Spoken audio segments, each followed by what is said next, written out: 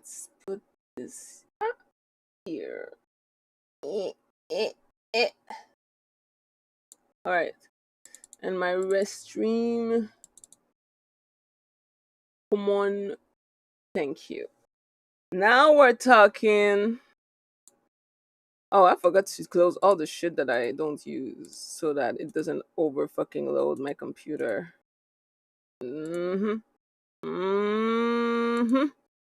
That too, unfortunately.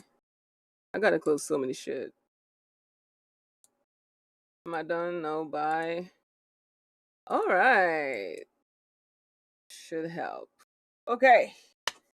Get ready with me. We are continuing the disturbing story about the human egg farm today. Yeah. Amongst other things. I just wanted to at least finish it. I hate to start something on stream and not finish it. So we are finishing it. I'm gonna do my makeup and then later I'll come back to play some video games. As usual. So let's get this started. As pain and extreme bloating and pressure from my lower abdomen up to my chest. Let me just make sure that my sound is working real quick. Really bad backache from base to shoulders, diarrhea, shortness of breath. When the bloating was at its worst, I was sleepless. I couldn't even lie down and I was throwing up. I was like a beached whale. I couldn't even bend over. When I was in the car, every bump in the car hurt. Another person writes, I had severe abdominal pain for 6 days post-ER.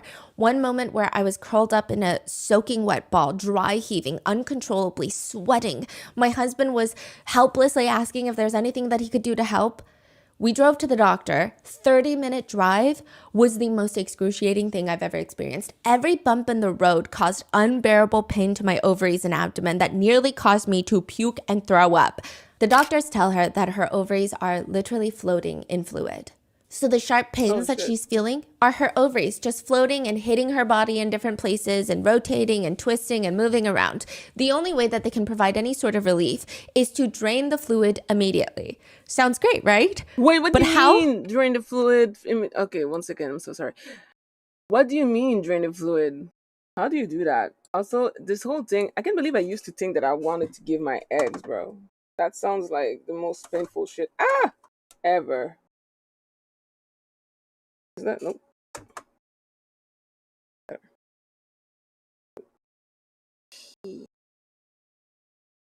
Sort of. Business.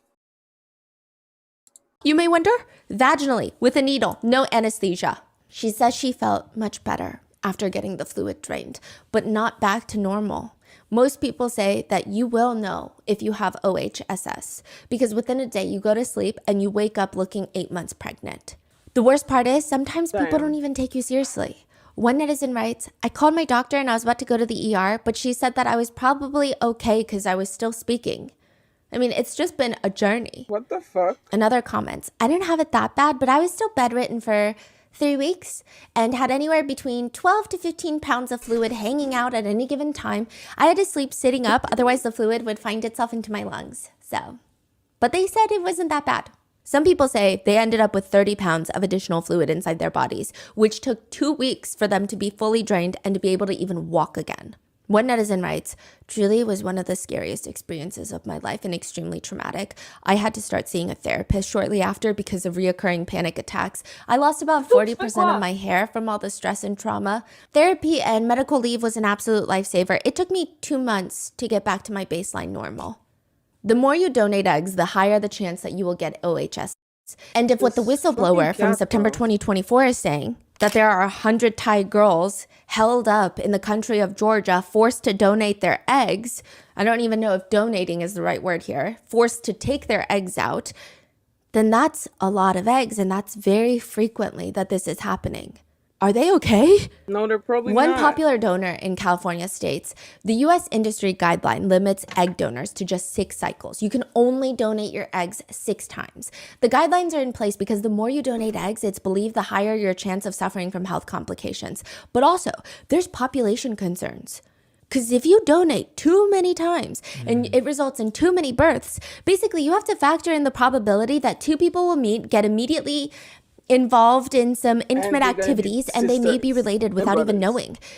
To be more crass, they're trying to make sure non-intentional incest does not happen between a bunch of half-siblings. I heard about that. But one egg donor states, alarmingly, there's no way for a clinic to track egg retrievals from other clinics. So a nurse just asks you, how many times have you donated? I always just say 4, even though it's been more than that.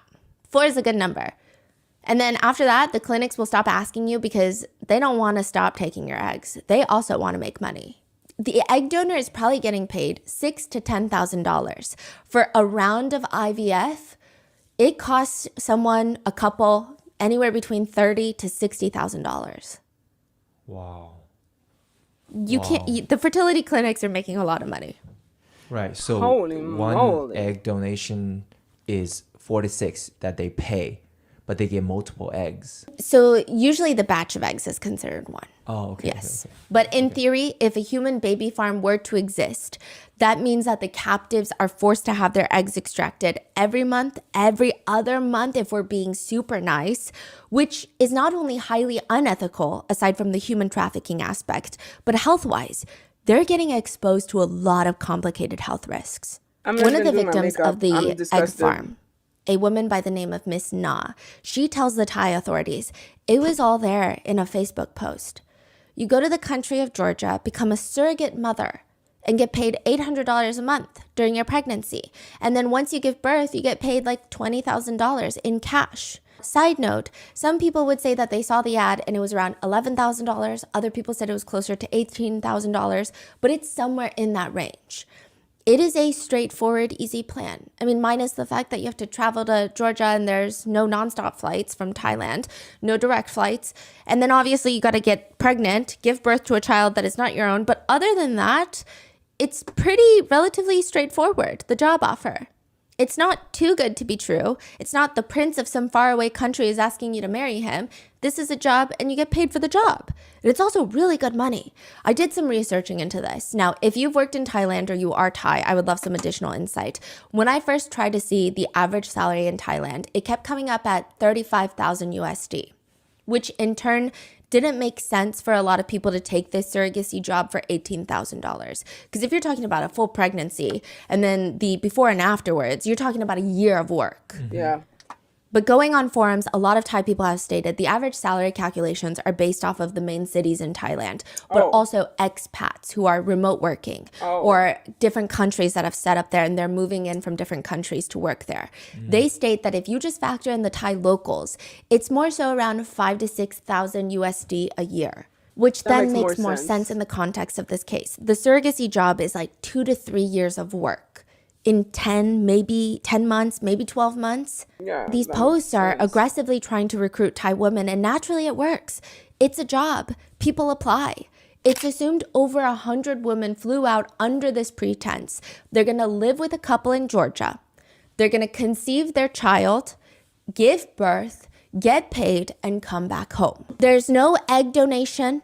They're getting the embryo of said couple. Okay, let's say there's a wife and husband. The wife is going to provide the eggs during IVF, and then it's going to be the embryo that is inserted into the Thai woman. And she's going to be a surrogate, so it's not her genetic baby, Right. Wow. if that makes sense. Yeah. Which a lot of people are more open to that versus carrying their own child, I guess. I mean, genetically speaking, biologically speaking, if you will. You're going to be fed, cared for by the couple so you can give birth and provide them their one true wish, which is to start a family. That's the plan. But first, Dubai. Miss Na says that Dubai. she met up in a Thailand airport with 10 other Thai women who are going there for the same job, and 2 Chinese nationals came and met with them. These are the middlemen of the agency. They're connecting the couple in Georgia to all of these women. This is their job. They're like a recruiting agency. They're a fertility agency. So the 12 of them, there's 12, 10 Thai women and the 2 Chinese nationals. They first fly to Dubai where they stay for 3 nights, staying at a hotel, all paid for by the agency. Miss Na, one of the victims, she says that nobody knew each other. Like out of the 10 Thai women, not a single one of them were like, oh, we're friends, we're sisters, that we're doing this together. Like, this is my family friend. Nobody. They're all complete strangers. but everybody's getting along. And when they're in Dubai, like the two Chinese nationals, the what do you call them, the agency members, they're encouraging them to take pictures and to post online like they're traveling to Dubai. Like, when else are you going to be in Dubai? This is crazy. So they have a few good nights. Then from Dubai, they fly to Armenia, where they again stay at another hotel. What the and they fuck? take a bunch of pictures. Then from there, they take a 10-hour train ride to the country of Georgia. That's where they're asked, could we get your passport, please? Why do you need our passports? It's very complicated. So Daniel. we've been working with this agency for a really long time. And there have been cases, not a lot, just very few, where someone will be going through the surrogacy and decide, I actually want this baby and I'm going to flee, and all of the money, and it just becomes a legal nightmare because genetically, I mean, you're talking about there's contracts in place, and it becomes an international issue. So could we please just get your passports? But if you ever decide that you want to travel or you want to do something that requires your passport, just let us know. We can okay it. Or even if you decide that you want to keep the baby, that's not okay, but we at least need to all talk about it and figure out the next process. It's not an unreasonable request. They seem pretty open to pretty much it everything. is, actually. They're like, if you want your passport, just let us know. Otherwise, we're just doing this to be safe. So everybody gives their passports. The guides log all 10 women's passports, and now it's time to be taken to their host family that they're going to be surrogates for. Instead of being driven to a little suburban home with a white picket fence and a loving but desperate couple who just want a family as much as they want to breathe, the girls get dropped off at what can only be described as a warehouse of women. A building filled with 60 to 70 Thai women per building, cramped. There's about 100 Thai women there being kept. According to Miss Na, some of them likely took a 180-degree U-turn to turn right back, go back to Thailand, but they're blocked. You're going to be arrested if you try to leave this building. Technically, you're in the country of Georgia illegally.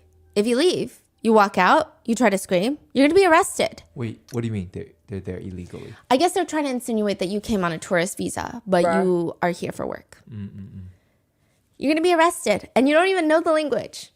Instead of becoming surrogate mothers, according to Ms. Na, each of the women were told that they will be harvested for their eggs. They will be given hormones to stimulate their ovaries, and once a month they will be put under. Their eggs will be taken from them, and every month the only way out is to pay the kidnappers $2,000 in cash as a ransom. The captors are allegedly telling them that if you donate your eggs for 3 months, 3 egg retrievals, you can leave, or you pay the ransom.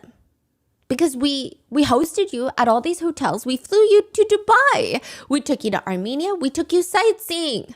Most of these girls are in their 20s and 30s, with the oldest being, I think, 37. They don't have that kind of money. $2,000? Again, many locals have stated that the annual salary in Thailand is $5,000 to $6,000. $2,000 to $3,000 is a lot. Miss Na says she was shocked by the unhealthy state of some of these young women that were trapped in there. They're constantly crying and moaning, and there's no family. There's no surrogacy.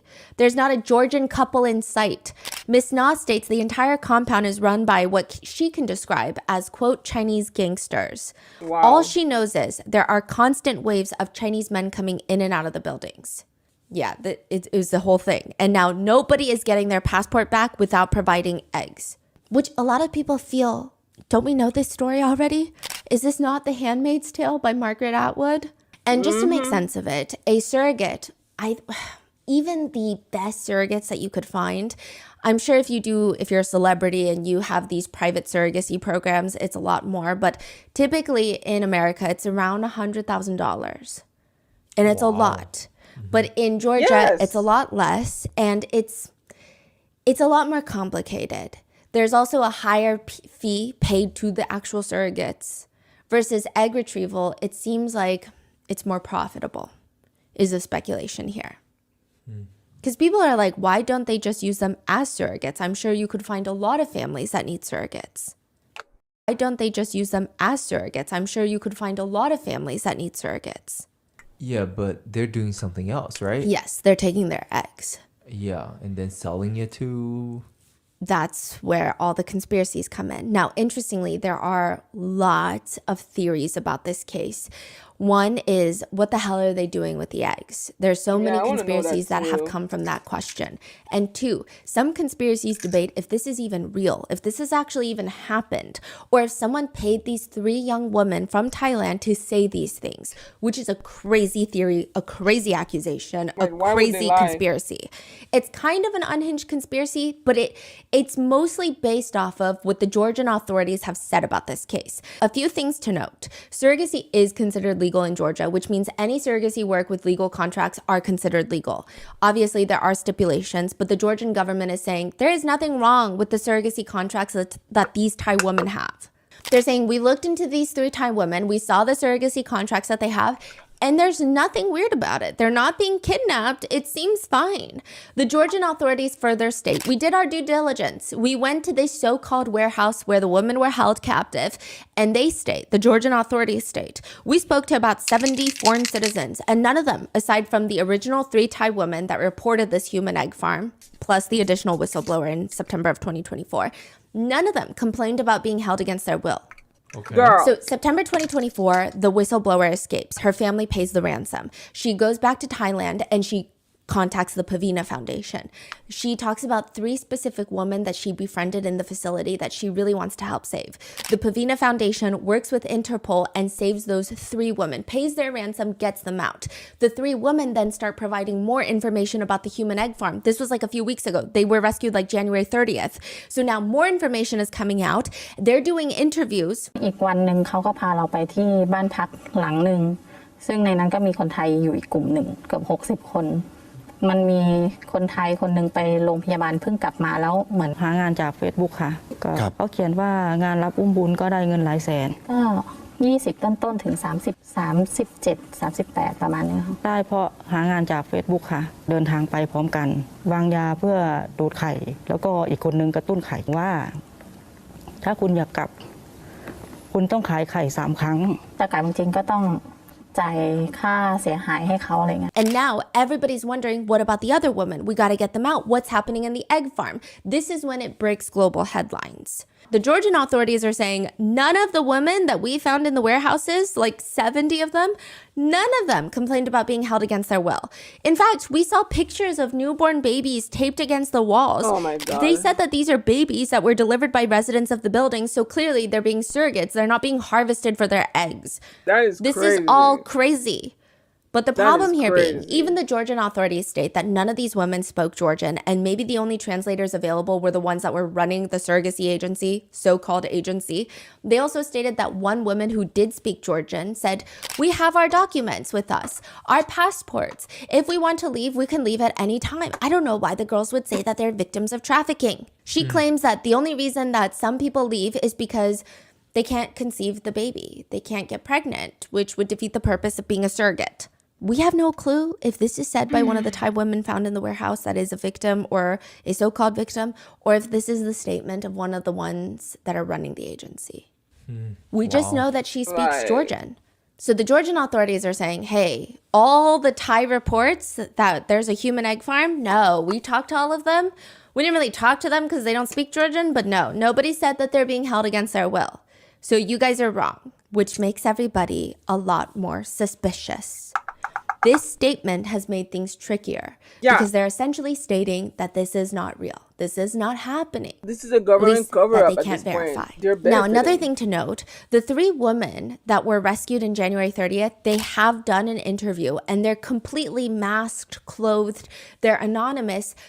They don't want to be known. So a lot of people wonder, what is the incentive of them to make up a crazy lie like this? It doesn't make any sense. So people wonder, let's say the story is real, which a lot of netizens feel like it is, right? Because it just doesn't make sense that it would be Literally fake. doesn't make sense. Why to would they be create this. selling the eggs? Who are they selling the eggs to? Because that's a lot of eggs. The first sensible thought netizens have is that this is run by an organized crime group that is very clearly well established and has the abilities to run an enterprise of this nature. Now they're holding people hostage in a country where these people do not know the language and they're being trafficked for their body parts, their eggs. According to some sources, a batch of human eggs is extracted from a person on the planet every 15 seconds. To be fair, most times it's from people who plan to use their own eggs themselves through IVF, or they're freezing their eggs for the future, but a lot of it is from donors. Except they're not donating anything because, like I said, they're getting compensated for their time and pain. They're getting paid. So health-wise, there is nothing good that comes from donating eggs. Yeah. At least not physically. Some doctors have even stated it's more akin to donating a kidney. Medically speaking, it's not as harsh, it's not as dangerous as donating a kidney, but on medical charts, the donor gets nothing of positive or neutral value when donating eggs, at least medically speaking, health-wise. So naturally, the payment is supposed to bridge that gap. For first-time egg donors, it's $6,000 to $10,000 in the US. Interestingly enough, the fees go up the more frequently you donate eggs. If you're a repeat donor, the fees can easily shoot to $12,000 to $20,000. Why because is that? you can prove that you've had successful retrievals in the past. Because you can prove, hey, last time I had 30 eggs. Wow. And then they're like, okay, well, we can at least bet that you're maybe going to have 30 eggs or 20 eggs this time, 25 eggs. If you're an Ivy League graduate, you can expect between $20,000 to $50,000 on top of that. Or if you're a rare ethnicity, you can fetch higher prices. A rare ethnicity? But that's in the US. What does rare ethnicity mean? Okay, at one point it was like, I think it's a trend, honestly. Sometimes it's Korean. Sometimes it's a certain like Eastern European. So I fell into a rabbit hole. Some places were saying that, for example, let's say Korean egg donors are high in demand. It is a mixture of Korean couples who want Korean children that cannot use their own eggs Or fetishism. because it hasn't been working. So they're looking for a Korean egg donor, and perhaps at that time, the Korean egg donor population is very low. There's not a lot of Korean women donating their eggs. So that makes the prices a lot higher. Or sometimes it could be like a social thing. Yeah. It could be like, hey, I'm really into Korean music these days. that's I what kind of want a thought. Korean baby. Yeah. I fell into a really strange rabbit hole of that. Yeah. Wow. Side note, I will say it's more of the former. It's more so like you want someone who looks like you or is the same ethnicity as you, typically. But that's in the United States. There have been reports that some parts of the world will only pay out maybe $180 for a batch of eggs. And I say batch because that's the terminology I see used a lot. I'm not calling it a batch of eggs. That's just what I've seen online through sources. Other articles have stated that globally you can expect $1,000 to $3,000. Obviously, it's higher in countries like the US and Western nations, but typically $1,000 to $3,000 per batch is a safe assumption. Let's say they've got 100 people in there, and they're forcibly donating their eggs. Let's say they get anywhere between $1,500. They're making close to like $900,000 a year. And that's every other month that these 100 women are donating eggs. If you bump it up to every month, that would be a lot more. And now this enterprise or this organization, they're paying for flights, hotels. They're paying for the housing for 100 different women, for food, for supplies, plus all of the costs of freezing eggs. When you keep eggs, it's not cheap. Like you can't just keep them in the fridge. You can't just keep them in a plastic baggie. We're going to go through it, but it's a very expensive medical process. The first conspiracy that people have, which is, I don't even know if I would call it a conspiracy, judging by the headlines, judging by the news that has come out so far about the human egg farm in Georgia, a lot of people believe that the eggs are just being sold as donor eggs. Maybe there's lying on the part of the organization. Maybe they're lying and saying these eggs were consensually donated, voluntarily donated by these people from this nation doing this. Just follow the story quest, the storyline quest, and there's a little bit of the side quests. You should be fine. And they're lying about these eggs. Or they're being sold on the black market. A lot of netizens who just read the headlines believe that it's being sold on the black market, but more people that are kind of perusing through Reddit and getting into this rabbit hole about this case, they think there's no way that they're selling the eggs on the black market, because how many people reasonably go on the black market to buy human eggs? That's not even and then what? You buy black market human eggs and then you take them to a non-black market clinic? They're gonna be like, you're crazy. What am I gonna do with that? You can't give me that. That's insane. Where did you get these eggs? So a lot of people believe that if this organization is truly doing this, trafficking humans, trafficking people to steal their eggs, they must be selling them to legitimate clinics. Obviously. Legitimate does not mean not shady. Legitimate does not mean good. I'm just talking legitimate businesses, LLCs. They're selling them to actual clinics who are buying these eggs, probably at a discounted price, and then selling them to the couples that need eggs. And it's crazy because they also have like apps for this. One woman who is struggling to find an egg donor, she said she was so obsessed at night. She was scrolling through the donor app, and it was like scrolling through Tinder. She's reading the specs of each donor. And she said it was a really jolting experience, mentally speaking. So yeah, there's a lot to say about the fertility industry. I would say fertility is complicated in the sense that you want people to be able to have children who desperately want children and will be good parents. But the fertility industry itself is pretty predatory against those people, those couples. They're doing everything to make a dollar, exploiting all of that. So they're like, yeah, of course I'll help you. Again, I'm not saying anything's wrong with wanting children or wanting to go through IVF. And I think IVF has created so many beautiful families. That's not what I'm saying. I think IVF itself is an advancement in technology and also, I guess, what the human body can do and what we can achieve with our minds and like create families for people. But at the same time, people are exploiting it. Yeah. Just like clarify. everything. People always end up exploiting it. They think that they're selling these eggs to these legitimate clinics. Business Week actually tried to seek data on egg imports and exports in 15 different countries, and they state it's impossible to trace the flow of frozen eggs or even the donors themselves. For example, they were tracking a woman from South America who was donating her eggs into the United States. She actually donated with another friend of hers. The US Business Week went to the US FDA and said, hey, can we get a log of all the people that have all the egg imports, human egg imports? They had one of the women, but they didn't list the other. And that's such a clear discrepancy. So truly, there's no foolproof, really organized flow of import and exports of eggs. It's really rather unregulated.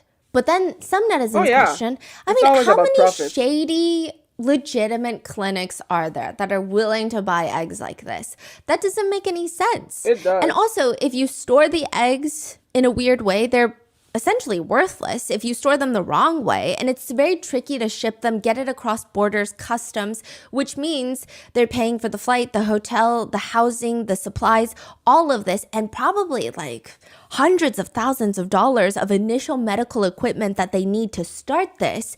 Because if you really factor in, they have to be stored, these eggs have to be stored in nitrogen tanks. They have to be kept at like negative 320 degrees Fahrenheit. Otherwise the eggs, they're not viable anymore. Wow. Even extracting them, you need specialized ultrasound equipment. You need to get general anesthesia, which, by the way, the victims have stated that they were under. You have to get anesthesia. You have to get all the medical equipment. You have to get personnel. You need doctors. You need nurses. Even if they're working under the table, they're black market doctors, they still have some sort of medical knowledge and they're getting paid some sort of fee. Are they good people? No, but you get what I'm saying. So they need a lot of money, which brings a lot of netizens to believe, what if they're not being sold to clinics? What if they're being sold to research facilities? Oh, wow. Because maybe clinics are a little bit more open to the public. Research facilities, maybe it's not as public facing and you don't really know what's happening. Wow. Maybe they're being sold to different research facilities across the world. Maybe not in the US, maybe other places, maybe in the US, we don't know. Somehow, I don't care. I like makeup. That one was found, wouldn't there be more of these facilities? That's what a lot of netizens say. There is no such thing as a one-off. Yeah. But again, I don't know, right? I think every conspiracy afterwards gets a little bit crazier. So we go from egg donation selling to regular clinics. Then we go into research facilities. Then some people believe that these eggs are being used to create babies that they're going to sell into human trafficking. It gets crazier and crazier. Jesus. Yeah. So that's not really a fleshed out theory. I mean, I don't really find any proof other than. I mean, it depends because technically speaking, adoption is legal child trafficking when you really think about it. a lot of adoption agencies get their children in extremely shady manner, because adoption is a $1 billion industry. I'm adopted, and even my adoption was done in a shady manner because my papers were falsified. Like my older sister, who was also adopted, her parents thought that she was supposed to come back at 18. Like so many, there's so many story of adopted children who learned the truth about their adoption just to find out that it was extremely shady, and or they were straight up abducted as a child. Like, so I'm not saying that that's what's happening here, but I'm saying it wouldn't be that far fetched to think that someone somewhere is giving birth to these babies, and those babies just end up, they don't even need to end up like in like actual trafficking. You put a child in the adoption in an adoption agency, and like I said, it's legal child trafficking. So I'm it wouldn't be that crazy, although it still feels like a lot of work. And just really whacked out conspiracy theorists on Twitter that are really like, no, they're making a baby farm somewhere. This is just step one of the manufacturing process. They're going to take the eggs and then put them somewhere Hi, else, and then Kat. they're going to create an embryo, and then they're going to create these children. Those children are going to be sold into trafficking. So it's definitely a rabbit hole that I wouldn't go down. No, And there's it's gonna no drive you proof of crazy. that. Then you have another group of people that think, wait, none of this makes sense. So first of all, why would they let these women out if they pay ransom? If you pay the ransom, they get out, they can do exactly what happened. They can alert someone about the black market business, and then their whole gig is up. But one netizen tries to argue, I mean, maybe they're so corrupt. Maybe the organization has ties with political figures. Maybe they have ties with the government. So even if you get out, no one believes you. No one's going to do anything. Hence, even the Georgian authorities said nothing is happening here. That's what I'm saying. Um, Something I consider is that they turn human cells into edible meat food. That's crazy. Although it's been done. It's been done. I've heard stories about that. It's been done, but it's nasty. Uh, uh. Oh my god. People in power are sick. Yes, rich people and people in power will always find a way to disgust us, normal people, peasants. That's a netizen theory. But others say, no, it just doesn't make sense. Like, why would they pay the ransom? Why would they get out? And the U.S. State Department's Trafficking in Persons report ranked Georgia as a Tier 1 country in 2023, meaning they do everything to stop human trafficking. Does that mean human trafficking does not take place in Georgia? No, but the U.S. is saying they're doing a good job at trying to curb human trafficking. So is it really that their government is corrupt, or like what's going on? One comment reads, I'm not saying this didn't happen, but I have yet to see one reputable news organizations report on this. So I'm going to reserve judgment for now. Think about the logistics of forced egg donors. You would need high-grade tanks to store eggs in liquid nitrogen, weeks and weeks of IVF processes, and then where are you selling them to? I can't imagine the IVF egg black market is particularly good. So what's happening? I am open to being proven wrong, but I want news coverage from a well-known, respectable news organization. I will say the coverage on this is incredibly slim.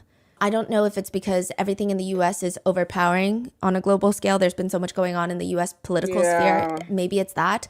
Maybe it's the fact that there's just not enough details. Maybe it's the fact that the Georgian authorities have said, no, this is not happening, versus the Thai authorities are like, no, something is happening.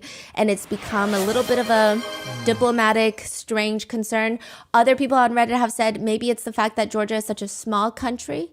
And it's interesting because I do agree that might have played into it. A lot of people read the headlines and started freaking out saying, oh my gosh, this is happening in the United States. Once they found out it's not in the United States and it's in this country of Georgia, they said, oh, it's not in the US. Which is crazy because if it's still happening somewhere in the world, you should care about it. But they're like, oh, it's not in the US. So they decided it was not important.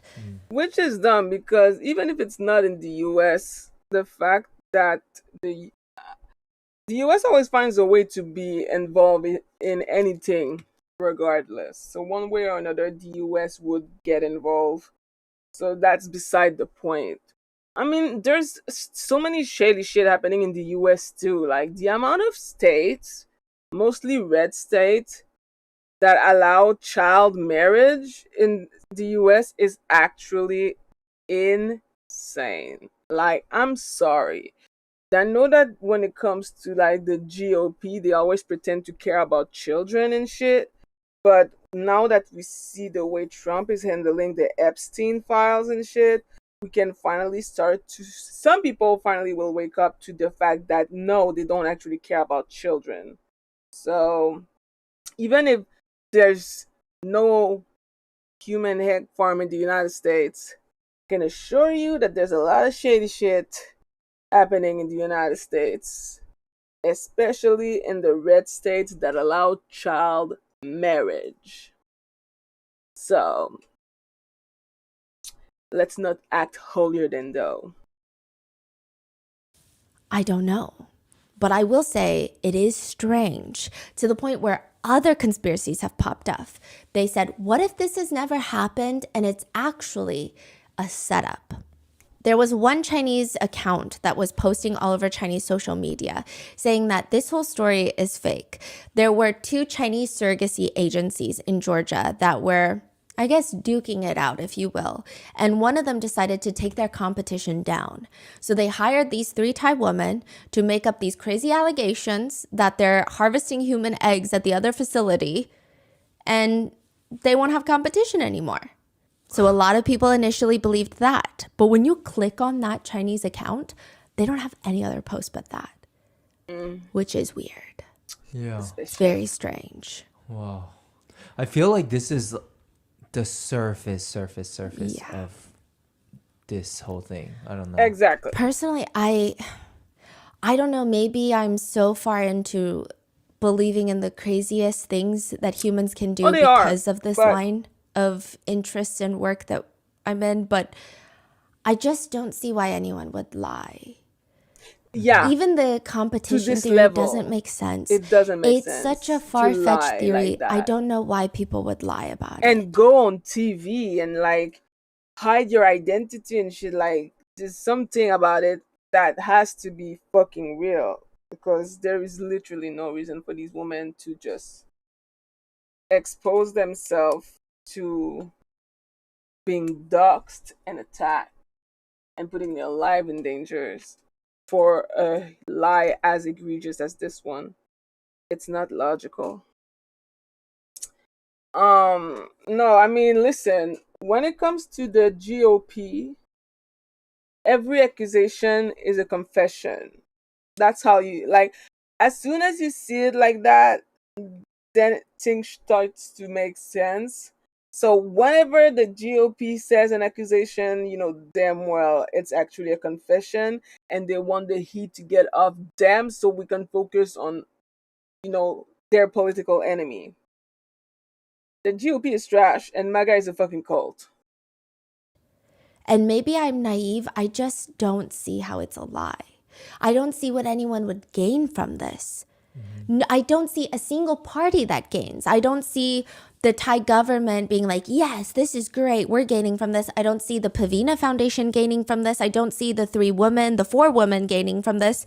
I don't see anybody gaining from this. There's no, hey, donate money to me because I need to stop this tirade of human egg trafficking. Yeah. There's nothing. It's so strange. And the more that I was going down the rabbit hole, the more the egg industry is insane. Oh yeah. It's like a billion-dollar industry, and a lot of strange things are happening all across the world. Egg and adoption Maria from industry Greece is gross. having her eggs stolen. UC Irvine was using eggs of other patients to make other women pregnant. There's a lot of shady stuff happening, so I just don't see how it's not happening. I don't know. Maybe I'm wrong, though. I will say there is not news coverage from any of the big mainstream media outlets in the United States, but there are from big news outlets in Thailand. Netizens have been responding to this case the way that you would imagine. Some are just relieved that it's not happening in the US, which, again, I think is crazy. Other people are making chicken egg correlations, writing, the egg shortage has gone too far, or simply writing, human caviar.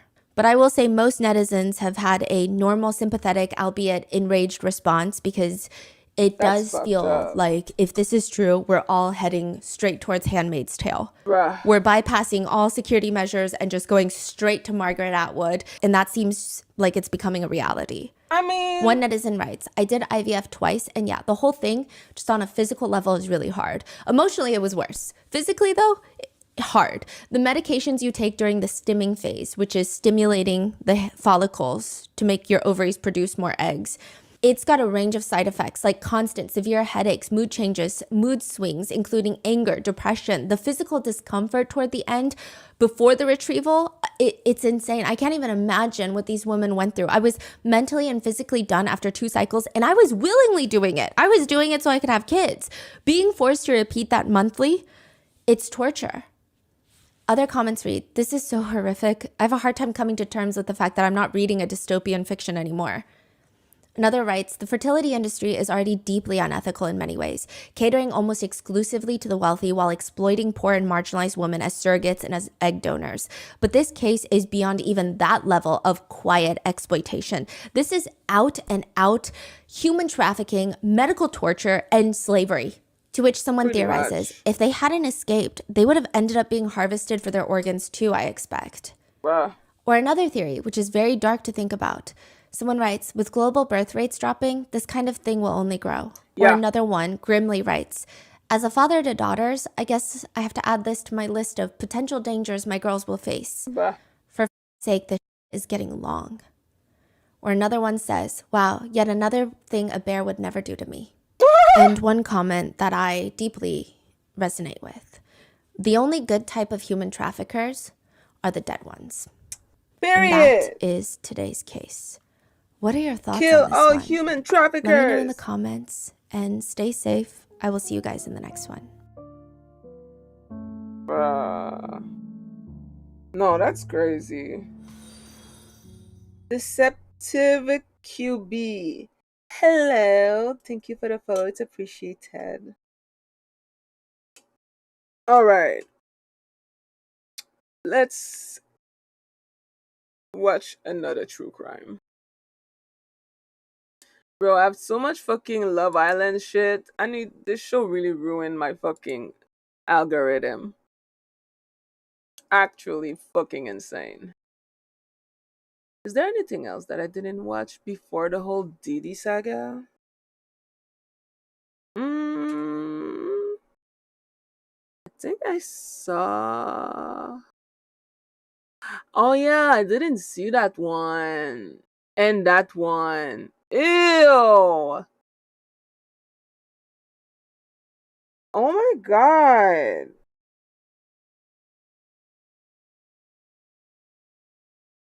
Okay, yeah. There's a few videos that I haven't seen. Teen model marries Malaysian prince, then run away, allegedly nightly razor torture. Oh my god. Bada bing, bada boo. Even when you're up in the sky, there is a hierarchy of classes, economic classes. I mean, yes, we have seen all of the memes of when people are sitting in their first class seat. Okay, before I start this, I am doing my makeup while watching true crime. So I'm not sure if it's gonna make you feel better. But I am happy that you want to come and chat while I do my makeup, while I watch true crime. But if you want to feel better, later I'm going to play a little bit of Marvel Rival, which I usually follow with Warframe. And during Warframe, I always I listen to Reddit story podcast. So this is fun. The Reddits, like, we listen and we judge. This is entertaining. But I don't know, it's a feel good entertaining. It's more like a oh my god type of entertaining. But I hope you like it regardless. Drinking their little glassware champagne. They watch everybody else walk way to the back to their little seat of shame in 37D. But there's someone above first class too. Quite literally. Private air travel. Private jets typically fly higher than commercial airlines. They fly 41,000 feet up in the sky, while commercial airliners generally stay at around 35,000 feet. Really? The higher you fly, the less fuel you burn, and since private jets are typically lighter, they fly at higher altitudes. They're didn't on know top of that. us. There's less air traffic up there. Commercial airliners, sometimes you're stuck in a traffic jam. A Not traffic private jets. jam? They have more direct routes in the skies. They fly more efficiently. There's less turbulence up there. And aside from the convenience of just going straight up to the plane, Bro. you can actually control who's joining you on the flight. Okay, now wait a minute. So you're telling me that not only that motherfucking rich people have private plane, but they are above us even in the sky. Dang. I mean, I'm not super surprised, but also it's just kind of like eat the rich. If you don't like that person who's coughing behind you, they don't have to be on the flight. You don't like babies on the flight, babies don't have to be on the flight. I want a private And plane. sometimes you even have the Never full mind. discretion of all of the attendants and even the pilots. There have been many stories where a lot of private jet companies, when they hire pilots, when they hire flight attendants, they're signing some crazy NDAs, non-disclosures. They cannot talk about the clients that they Well, fly. They cannot yeah. talk about the conversations that are had while they're That in makes flight. sense. You can't theoretically control them. You can't make them fly off the flight plan, but there is a level of control that you have when you're in a private jet. Perhaps they see something that you do, if it's not dangerous or if it's not illegal, maybe they just look the other way. 16-year-old Manohara is walking up to the private jet that's waiting for her. She's walking across the tarmac. She's climbing up the stairs. And her mom and her sister are getting their things from the car, because, like the car parks right next to the jet. And they're about to walk right up behind her. They're just grabbing their luggage. She's halfway up the flight of stairs leading to the plane when she feels, it's like a sixth sense. That's how she describes it. Something is so weird about this. It just doesn't make sense. The energy of this plane is off. The vibes, the feng shui, the juju of this plane, however you want to describe it, the sixth sense radar is going off. She doesn't want to be here. She turns on her heels to go back What? down the steps to join her mom and her sister. But these two buff, burly looking guys, they run down from inside the plane. They run out of the plane onto the steps and they drag her by the arms and drag her up the stairs, throw her into a private jet seat. The flight attendants, they slam the door shut. And now she's on this private jet. She's screaming at every single person on the plane like, hello, my mother and my sister are down there. Why are you closing the door? Why are you forcibly yanking me up the jet? Like, what's going on? You need to let me off this plane. I don't want to be on this plane anymore. And they're looking at her like she's the crazy one. Like they did not just kidnap her right now. I'm sorry, ma'am. Please calm down. The engine to the plane has just started, which means that I am unable to open this door again. What do you mean you're unable to open the door? Then just turn the engine off. What are you even saying right now? The 5 bodyguards walk up to 16-year-old Manohara. They force her into the seat and they start manhandling her. If she tries to get up, they just slam her back down onto the seat. She's like this tiny little 16-year-old. These are 5 full-grown men. There's no way. She's not going to be able to fight these guys off. As for her mother and her sister, she can see them on the tarmac freaking out, and there's also some burly men holding them back. And with that, the plane fuck? just takes off, and there's nothing anybody can do. Her mom and her sister are just helplessly watching from the tarmac as 16-year-old Manohara is being kidnapped on a private jet. And the instructions were apparently very clear. Bring Manohara back to her husband, the Prince of Malaysia. Oh my god. Great. It's an entitled dickhead.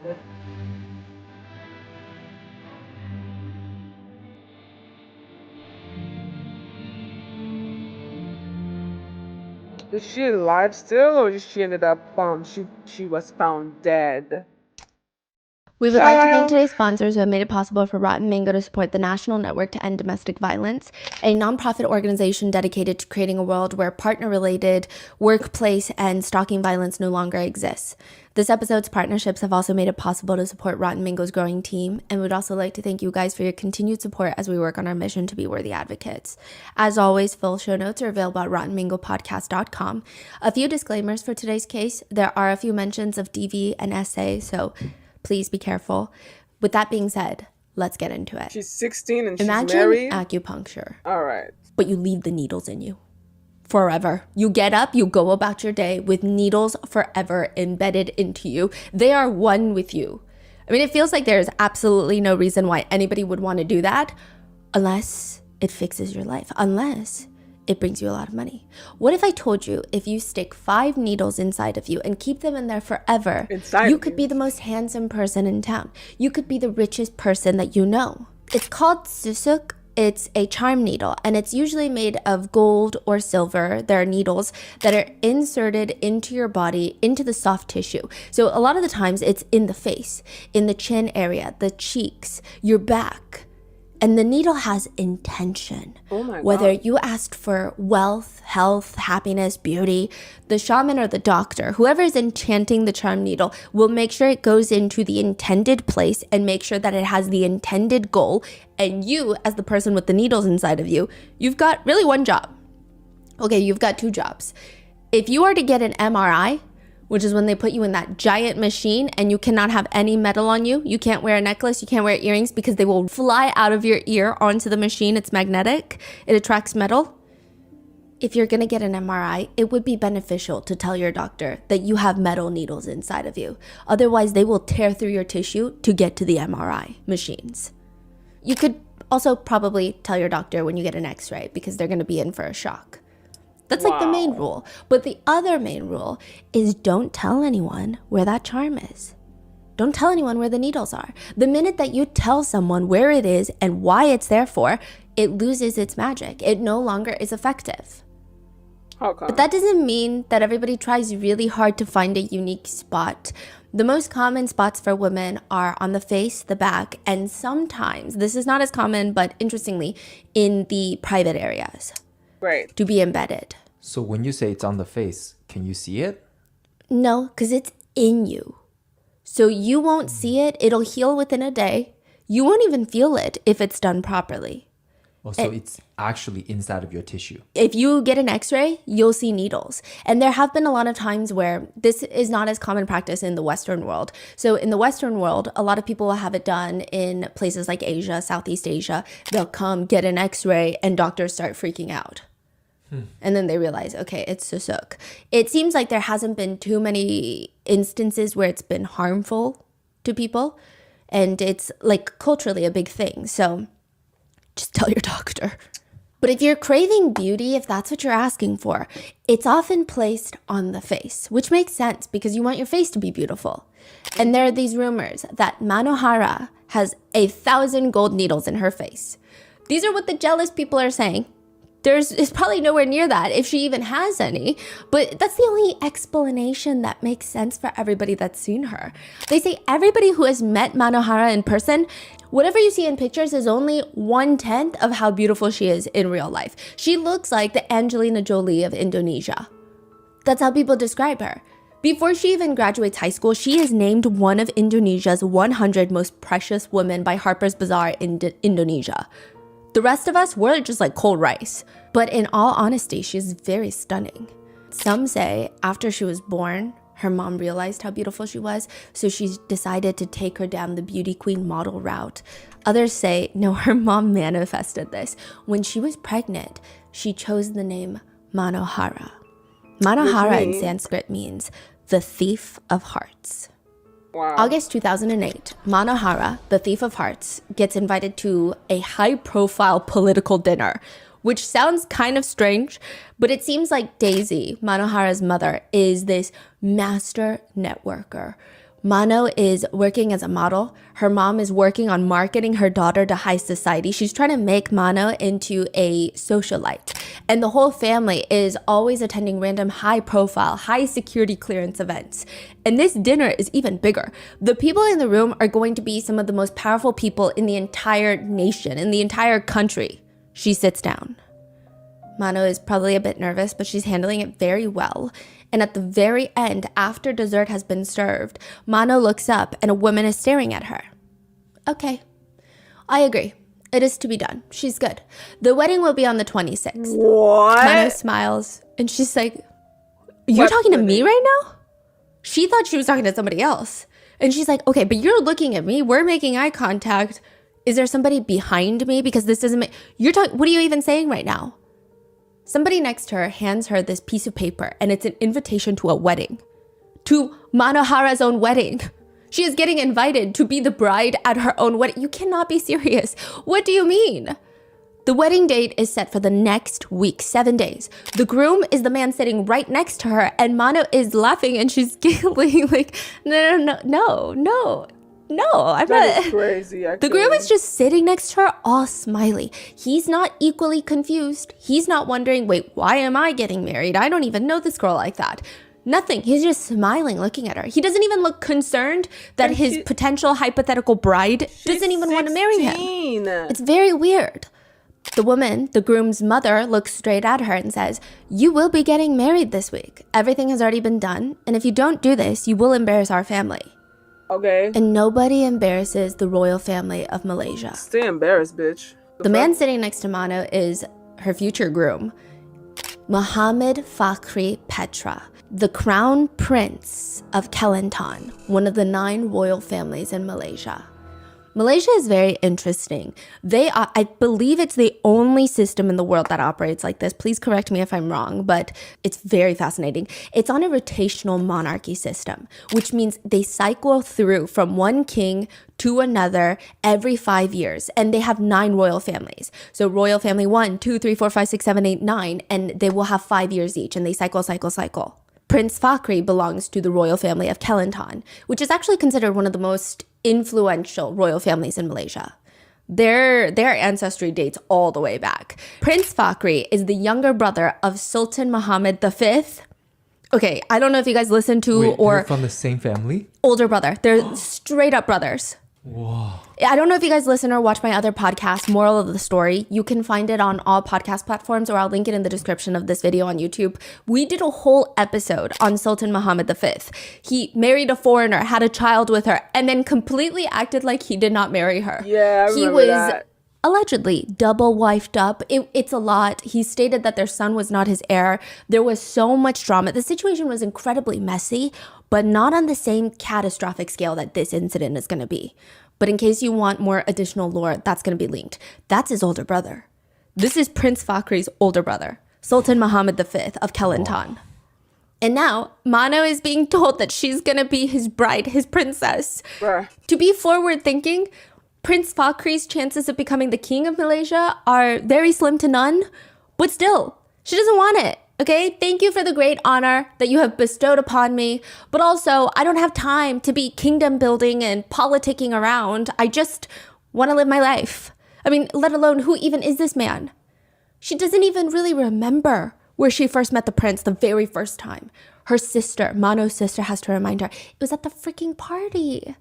The Malaysian prime minister at the time had invited us to this huge political dinner. We flew to Kuala Lumpur. It was a whole thing. Do you not remember?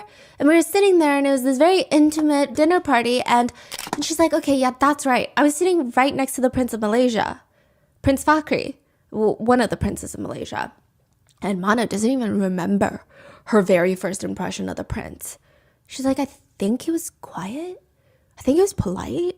But otherwise, he was very unremarkable. He did ask for her number during the dinner, but Mano just gave him her mom's number. Because, I mean, she's involved in charity work. She's involved in philanthropy. So she thought, okay, maybe just talk to my mom about it. It didn't feel like he was asking for anything more. He was just very polite. It was just pleasantries. That was their very first meeting. It did progress from there. The Prince of Malaysia suddenly constantly had business in Indonesia. He would fly to Jakarta to do business, but also to meet up with Mano. And then sometimes when she'd be in Malaysia, he would take her and her parents out to dinner. The whole energy. I mean, yes, okay, fine. He did give her some expensive gifts here and there, but he's also the Prince of Malaysia. He probably has so much money that he just gives gifts to everybody. It didn't feel particularly special. It didn't feel like he was courting her that aggressively. So to some degree, I'm sure it's flattering that the prince is interested in marrying her, but with all due respect, Manohara is like, he's 14 years older than me. And it's kind of starting to show. He's balding. Which is not to say that he's not attractive, but people have their preferences.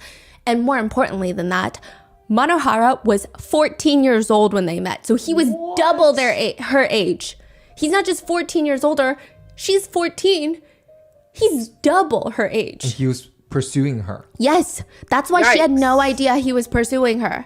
Because she's like, do you know? I mean, you do know I am 14. She's 16 now when they tell her that she's getting married, which is still no good at all. But she was 14 when they first met. Whoa. So it's very unclear how any of this is okay, but clearly Manohara is not interested. She's 16. She's trying to focus on her career. No offense. She's not interested in some old man. She didn't even in a million years think that he was interested. She says, I just didn't see anything between us. Honestly, I didn't even consider him a close friend. I just considered him somebody I knew. It was kind of like, you go to dinner with your mom and a family friend of your mom, and you know that they're probably an influential, powerful person, and you're bored out of your mind, but you have to act like you're interested. But ultimately, you feel like you're there because your mom is there. Mm-hmm. They're not coming to meet you.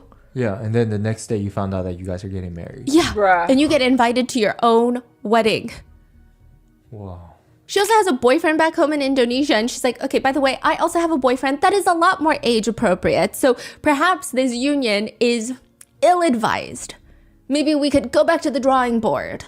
She at first politely declines. And then later, she starts aggressively declining because nobody is taking no for an answer. The prince's mom is telling her, we have already sent out the invitations. We have set up a venue. If you do not do this, this will be a huge embarrassment for the whole royal family. Manohara is known to be incredibly graceful. But she is putting her foot down. Frankly speaking, I mean, this may sound a little bit rude, ma'am, but I don't care what was done to prepare for the wedding. I'm not getting married. It's already creepy, but it's just getting weirder because why are they being so persistent? Manohara is thinking, he's the prince. I'm sure if you put out a little bolo, be on the lookout or anything, there would be age-appropriate women lining out the palace gates if they knew that he was trying to get married next week. Why me? I'm not even Malaysian. What's going on? The feeling is probably something along the lines of, who died and made you king? But clearly not applicable in this situation.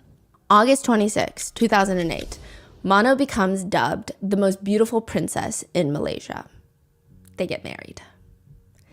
They get married with a 6-tier wedding cake, a big diamond wedding band. They get the legal permissions required for the two because, despite their age difference and despite the fact that she's a minor, they are officially husband and wife, prince and princess. Ew. Wow. Mano is no longer modeling. She is no longer able to do her own career. She is a full-time royal, attending public events with her new husband. And listen, netizens are entitled to their different opinions about this. Some people were upset that she's giving up everything for this man. Well, Other yes. people were really impressed that she's able to handle herself with It's so not much that grace she publicly wanted to. at such a young age. And all netizens at the time, this was the sentiment. This is not how I think. This was the sentiment that was out there. A lot of netizens believed that there was so much proof that Mano was living the good life, the fairy tale life. I mean, every time she's seen in public, she's smiling. She has to. I mean, you kind of expect every royal to be She smiling. really has to. But she appears to have gained quite a bit of weight. So prior to this, she's a model and she was, I guess, living by the stereotypical, very unhealthy model standards of being very, very skinny. And she was slowly gaining weight and looking healthier and healthier by a lot of people's standards. And the public sentiment being, she's living the good life. She's living the good life in the palace with comfort, delicious, chef-curated meals likely. I mean, she's living the fairy tale dream. Look at her. She looks good. Every aspect of her public life, people are like, that is the dream. Someone write one of those That's the princess dream. stories about Mano. Young girl swept up by a prince, now showered with comfort, luxury, and the prince, he is so protective of her. Anytime she's out in public, she's got like 10 bodyguards. It's like he's obsessed with her. He's in love with her. It seems like if Mano were to trip on her own gown and get a tiny little paper cut, the bodyguards would be in big trouble. That's what it feels like. He seems like a prince straight out of a K-drama, just lovingly protective over his new young wife, which makes sense because Mano's not a typical princess. I will say, it was very difficult for people to hate on Mano. I think a lot Why of the would they hate times on when her? you She didn't have, even especially choose with a this. monarchy and a foreign bride coming in, especially one that is so young and is not as established. So a lot of times royals will marry foreigners, but they have an established career. A lot of them are well educated, have a very fruitful life. So I guess that is good marketing. But with Mano, she was a model. And some people, I guess, could call her an influencer model and all these things. But a lot of people loved her in Malaysia. By the time that she was 14, she was already speaking English, Indonesian, French. She's incredibly cultured, well-traveled. She lived in Jakarta, Hong Kong, Romania, Vienna, Switzerland, England, France, then back to Jakarta. I mean, she's seen so much of the world, they thought, maybe she's ready to be a princess. Maybe she's the princess we never knew that we needed. She was heavily involved in charity work even prior to becoming the princess. It just seems like all the interests were aligned. She's dignified, composed, and yes, she's young, but that's probably only going to get better and more refined and more elegant as she gets older. So that makes a lot of sense. Until one night at another royal party, Manohara's standing there in her gown. She's exchanging pleasantries with everyone. Hi, nice to meet you. Yes. Oh, that's incredible. Great. She's introduced to this very influential businessman, international businessman. He does a lot of work in Indonesia as well as Malaysia. And the minute their hands touch, this is like their second time meeting. The minute that their hands touch, he feels something. It's kind of painful. It's like she's digging her nail into his hand. And he looks up at her and she's still smiling. Her lips are smiling, but there's something about the way she's looking at him. It looks like she's staring through him with this intense glare. Wait, what exactly is she doing? Shaking his hand, but she's like not letting go and digging her nails into his palm. And he's looking at her, but her face and what she's doing with her hand is not matching. Her hand is trying to rip his flesh off and her eyes are kind of intensely glaring at him, but she's smiling. Okay, so weird. And then he's about to pull his hand back and he feels something thick in his hand, kind of crumply. Her lips turn up in a little bit of a small smile, but she seems very anxious. Now, had this businessman lacked a little more EQ, had lacked some social awareness, he might have asked her in front of everyone, including her husband, the prince, "What's wrong? Are you all right? What did you just pass me in your hand?" Oh my God. But he did not. He does not, Good. okay? It's pretty obvious that whatever the princess is trying to tell him, she doesn't want anyone else to know. He smiles right back, and when they're out of sight, he opens up the palm of his hand, and it's a little piece of napkin and a note written in eyeliner.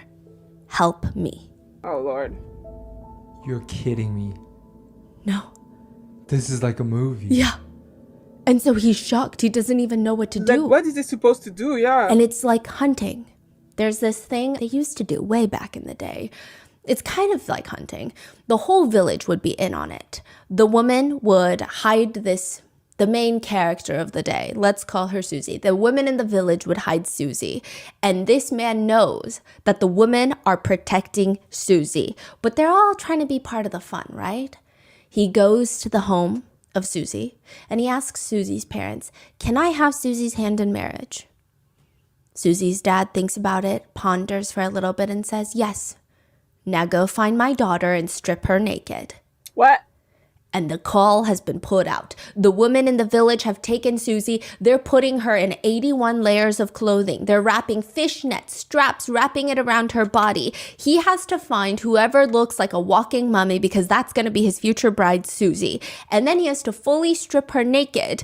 And that would mean once she's fully nude, the two of them are finally able to be wed. I mean, she's going to put on clothes again for the wedding, but this is the tradition. Okay. And while he's stripping his future bride, the other women in the neighborhood will come out and they'll beat him, which honestly, the What is stories going say some on? of them will beat him in a way that makes it feel like Is this no longer a game right now? Like, they're seriously trying to wound this man. But that's the point. He has to prove that he is worthy. And the game must continue for several days until he finds Susie, gets her away from all the other women in the village, fights off the other women, and strips her naked. And it usually results in a bruised groom walking down the aisle. That is interesting. What story is this? I'm sorry. It's a wedding tradition that used to take place back in the day that a lot of people would practice. And it just goes to show that a lot of cultures have different types of wedding traditions that you can't really judge because it's all fun and games. Bitch, I'm judging. But now Mano, she's in Malaysia and she's never heard of this wedding tradition. This doesn't even feel like a wedding tradition. She's supposed to be sleeping on the floor on her wedding night. What does that even mean? She's not even supposed to be here. She was told that in Malaysia, right after the wedding, they convinced her, go through with the wedding. You'll be the most beautiful princess of Malaysia. She's like, I don't care. They tell her, okay, well, right after the wedding, right after the ceremony, you can fly back to Jakarta, do your modeling business, whatever. You can live your life. Your life. Okay, fine. She goes through with the wedding, and now they're not letting her go back to Indonesia. They're making her stay put in the prince's home in the royal palace of Kelantan. And somehow she ends up sleeping on the floor because she refused to be his wife and go to bed with him. Is this a wedding tradition? What's happening here? And she claims for that, she must sleep on the floor for not sleeping with him. This is how the marriage between the crown prince and Mano begins. And it ends with a high-profile escape in a foreign country, with Mano escaping from the royal bodyguards, accusing the prince of holding her captive and torturing her. Prince Fakhri's father is hospitalized in Singapore. And this is actually mentioned more in depth in our other episode, but he gets sick, and that's how his son, Prince Fakhri's brother, Sultan Muhammad V, declares himself Sultan of Kelantan. Remember?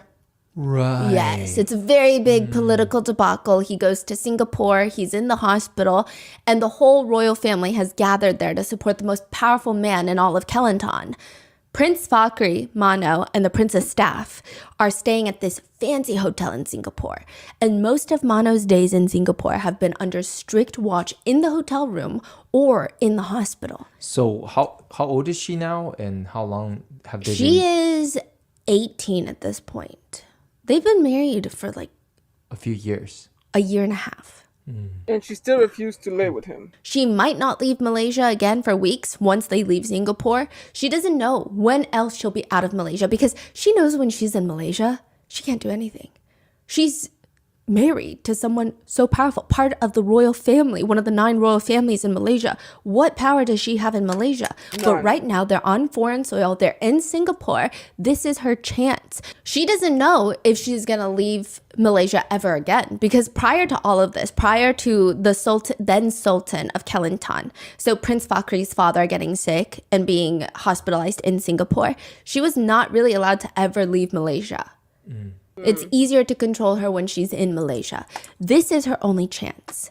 She asks if she can go down to the lobby to fetch something, and the bodyguards have to escort her. They take her out of her room. They walk down the hotel hallway. They get into the elevator, and they're all standing there. It's just her and the royal bodyguards inside of this random hotel elevator in Singapore, and she looks up. And there's that little black half ball on the ceiling, the CCTV camera. And she says very calmly, there are CCTV cameras inside this elevator. The bodyguards are thrown off. Like, what a random thing to say out of nowhere.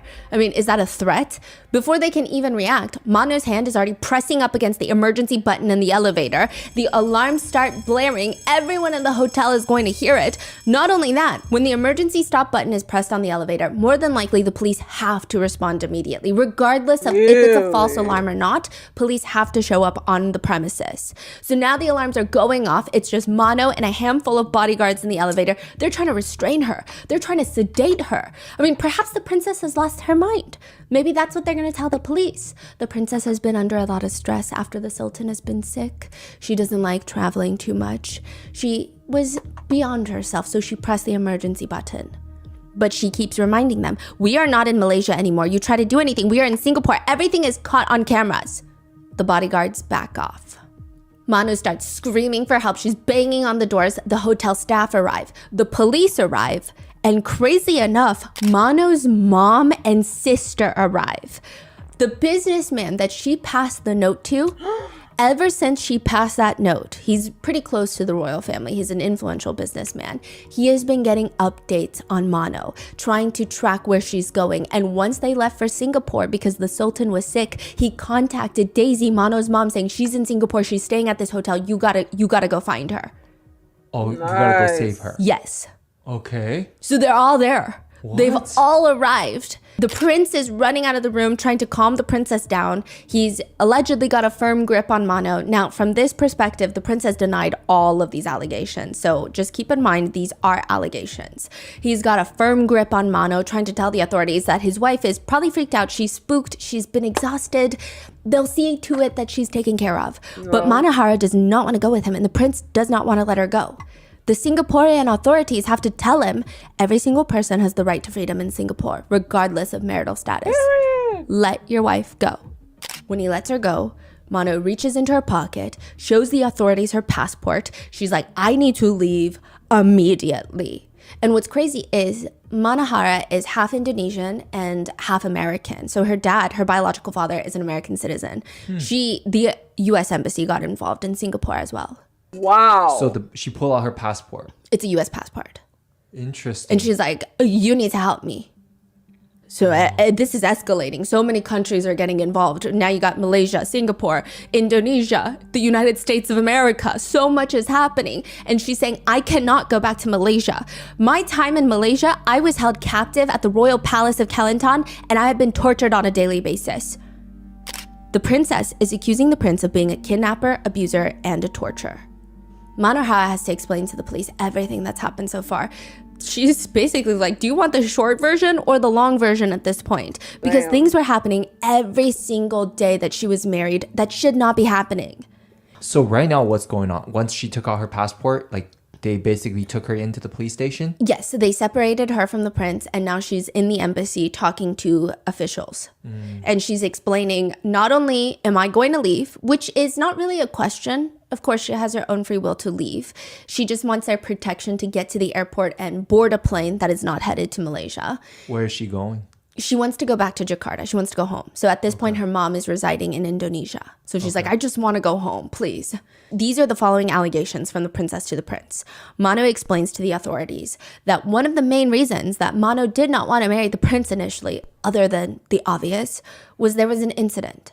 Mano claims that all of them had gone on a cruise, and this is again when she just felt like he is a family friend, a powerful family friend that her mom is networking with. One night, the prince comes into Mano's room. He concocts this lie about wanting to speak with her about something urgent and needing privacy, which, yeah, she thought was weird, but she allowed him in, and he had this determined, angry look on his face because why would he be angry? It doesn't make sense. He forces her onto the bed, allegedly. This is her allegations. And without her consent, the prince allegedly essays her in the cruise cabin and just leaves when he's done, as if nothing has happened at all. This is when she's a minor. I mean, she was married as a minor. This is when she was like 15. Mano said that she felt scared, helpless.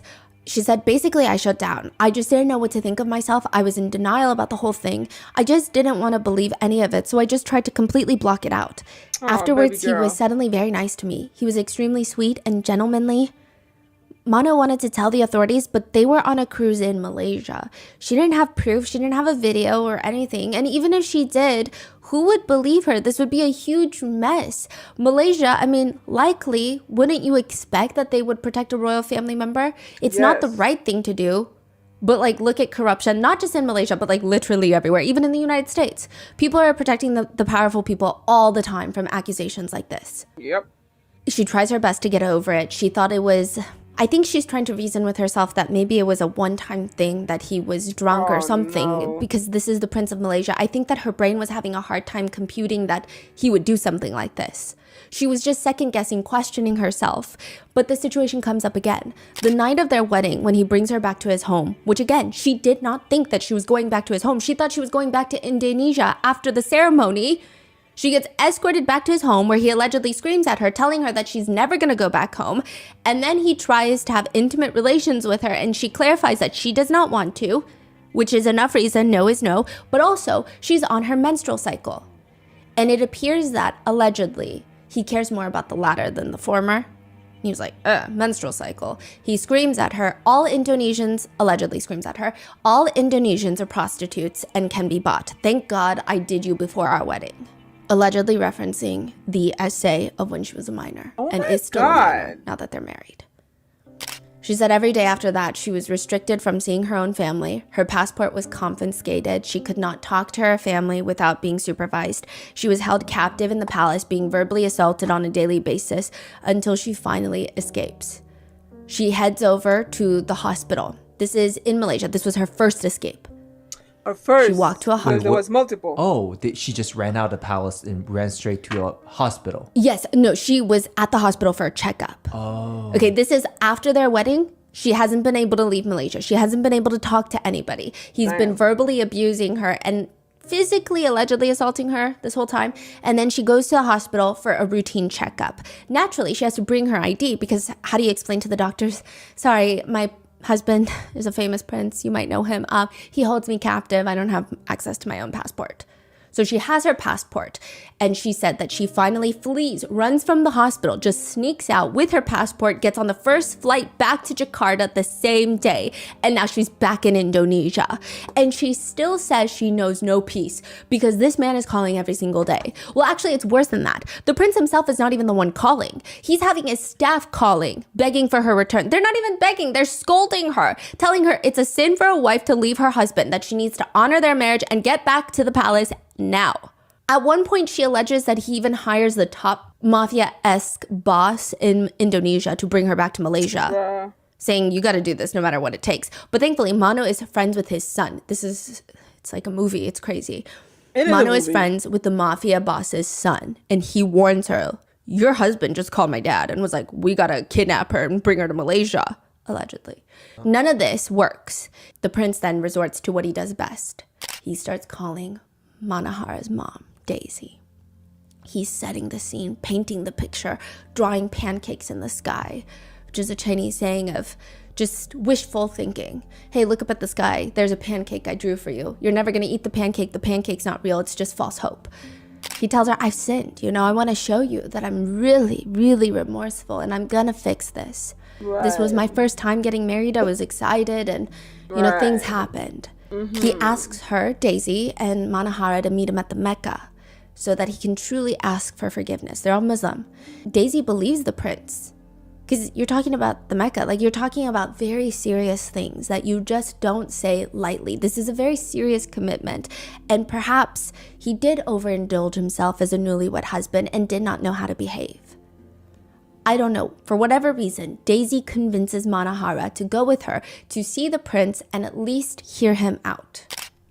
They arrive, and the prince from the very first night that Mano has ever met him is there. Very politically sound, media-trained, polite, still balding, but well-mannered.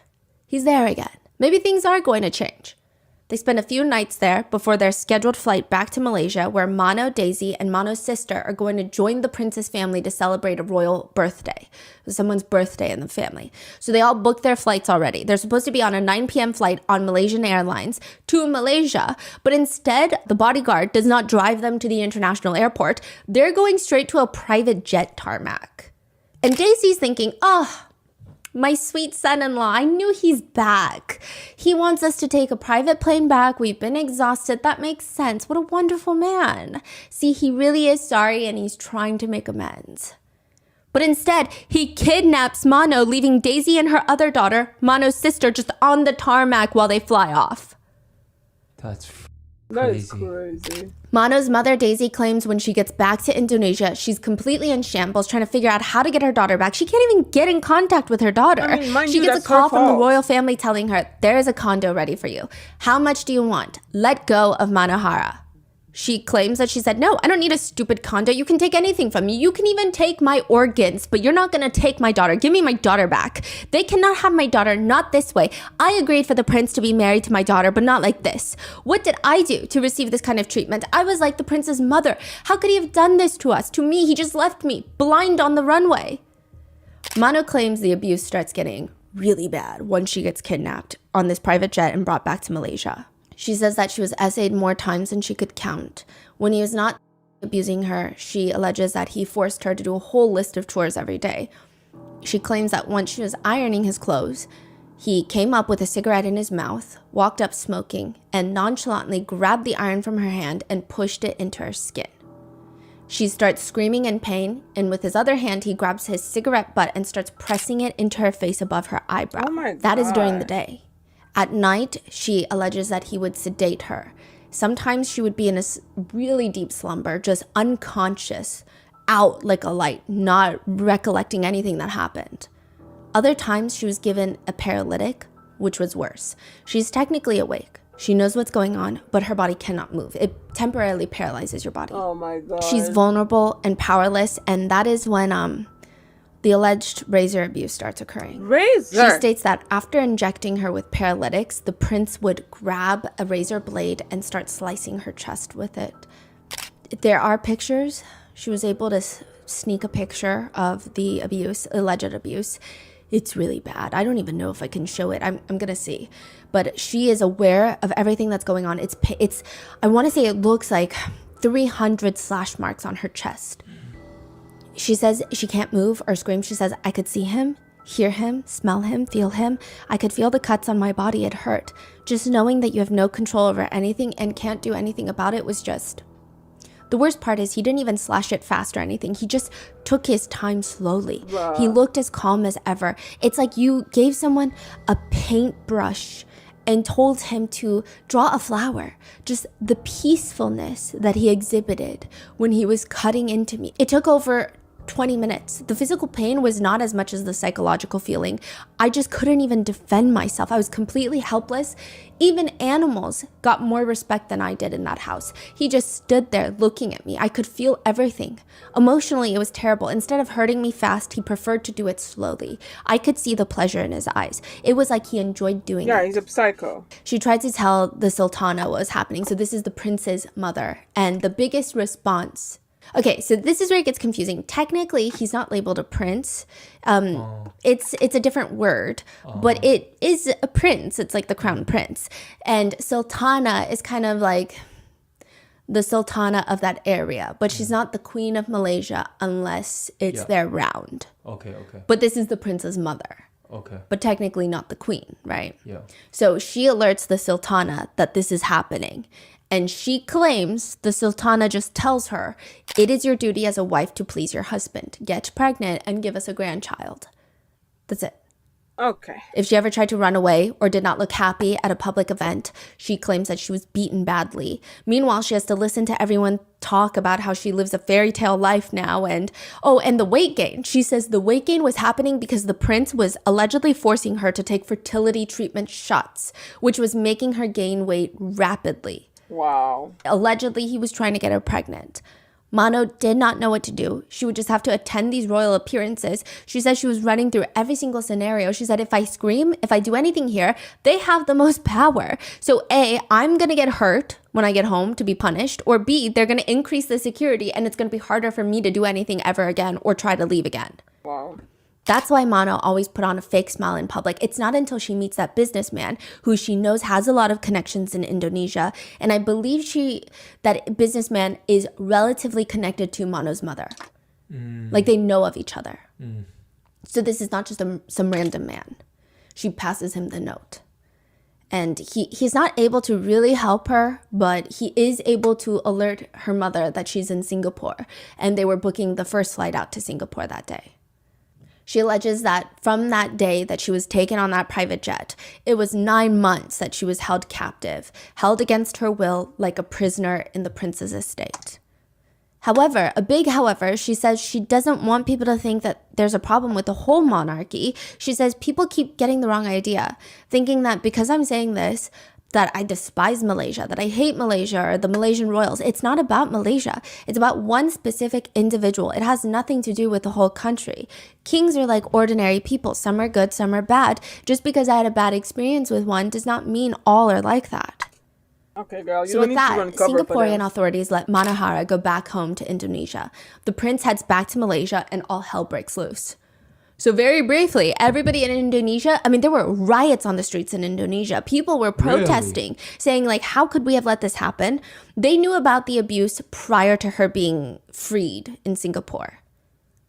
Because the businessman had told Mano's mother, and Daisy was trying to get news media to focus on her daughter is literally trapped in Malaysia by the royals. So it was a huge thing in Indonesia. In Malaysia, not as much. But in terms of the scale, the netizens that know, it seems like there are three camps of people.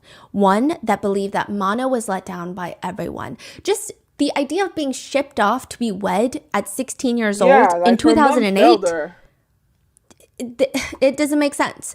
But some netizens also understand Daisy. Maybe from Manohara's mother's perspective, it's impossible to say no to the Prince of Malaysia.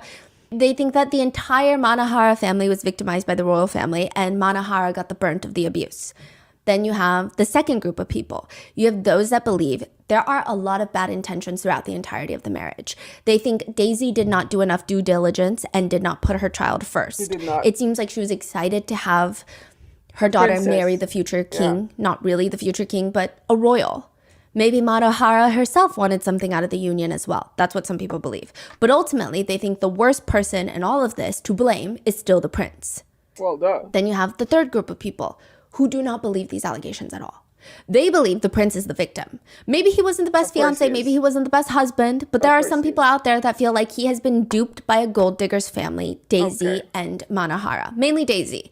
They believe that Daisy masterminded this whole thing to get her own daughter to seduce him, get him married to Manohara, then throw the book at him, accusing him of all sorts of heinous acts. I will say, I think the people in this camp, or even the second, are the most limited. I think the majority of people think that Manohara is just the victim in all of this. She was fucking 16. They have mixed feelings about Daisy, but ultimately they're just focused on Manohara. However, the third group that believe that the prince is innocent, they're passionate, and they mainly point to a few things. One, the prince sued Manohara and Daisy for defamation and was awarded $1.8 million by the Malaysian courts. I will say that it's in Malaysia. He conveniently happens to be the prince of Malaysia with the potential to have deep connections with the justice system because, politics is fun that way. But the attorney for the prince states, from to cutting her with a razor to injecting her, these are only things a monster would do, a psychopath. My client wants the truth to come out. Sources close to the prince state that he believes Manohara is being manipulated by her mother to say these things about him that he knows and Manohara knows are not true. The attorney asks, if there are cuts on her breasts, the marks are supposed to be there, where are her scars? So Manohara has a picture of the abuse, but it has healed since then. Yeah, they were not deep cuts. Like, if they were not deep cuts, of course, eventually they're gonna disappear. Like, if they're not, like, yeah, I have scars too. I remember, like, a week ago, my cat scratched my boobs, and I had like this huge claw mark on my fucking breast. Guess what? They're gone. That's crazy. That's how fucking healing works. That's so fucking stupid. Saying, well, if it's that bad, why doesn't she have scars? Which I don't really understand that argument. There are also rumors circulating, I don't know how much truth they hold, but rumors circulating that the prince still wants Manohara back. Well, that against his own family's wishes, he believes that if Manohara just comes back, he can get her to take back all the allegations because he believes none of this is true. Daisy is whispering in her ear, this is what we need to do. One supposed insider states, I've never seen a man so obsessed with a woman. The people in his province also love her. They view her like Princess Diana. He needs her back for his credibility. Well, his attorney adds to those rumors by stating, there is an element of sadness because he, the prince, truly loves Mano. If I was in his position, I wouldn't love her anymore, but perhaps the prince thinks she is too young and too brainwashed by her. He didn't love her. He loved to torture and control her. But that's not love. That's not how love works. Like, hello? Can we, not be completely stupid here? That's not love. So he needs to leave the poor girl alone. She's been through enough. Psycho. Her own mother. That's the first reason people believe the prince is innocent. The second one is admittedly more complicated.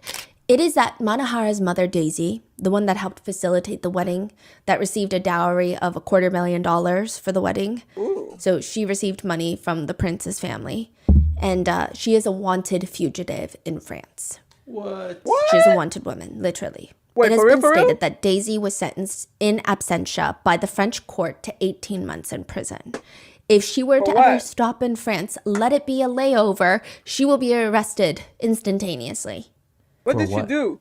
She allegedly, okay, hold on to the wording of this. She allegedly allowed her adopted daughter to be essayed by her husband. Oh. So we have Manohara's biological father, who is an American. He left when Manohara was 2 years old.